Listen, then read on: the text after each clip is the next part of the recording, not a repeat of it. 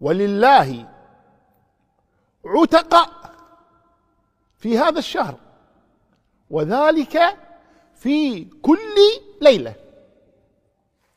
عتقاء. أتدرون ما معنى عتقاء؟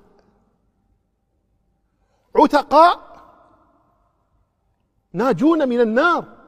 ماذا نريد؟ ألسنا نسأل الله الجنة ونعوذ بالله من النار؟ ألسنا ندعوه رغبا ورهبا، ندعوه خوفا وطمعا؟ ألسنا نقول في دعائنا اللهم إنا نسألك الجنة وما قرب إليها من قول وعمل، ونعوذ بك من النار وما قرب إليها من قول وعمل؟ الله جل وعلا بفضله ومنه وكرمه له عتقاء في هذا الشهر الكريم،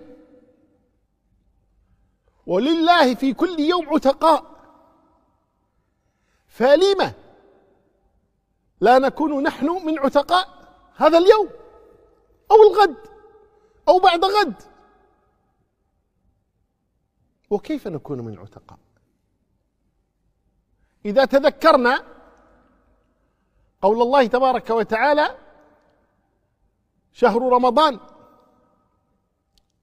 الذي أنزل فيه القرآن، إذا تذكرنا قول الله جل وعلا يا أيها الذين آمنوا كتب عليكم الصيام كما كتب على الذين من قبلكم لعلكم تتقون. إذا حصلنا التقوى ونلناها بجدنا واجتهادنا وتوفيق ربنا سبحانه وتعالى، والذي لا يمنع أحدا سلك هذا الطريق ولا يرد أحدا سبحانه وتعالى، والذين جاهدوا فينا لنهدينهم سبلنا.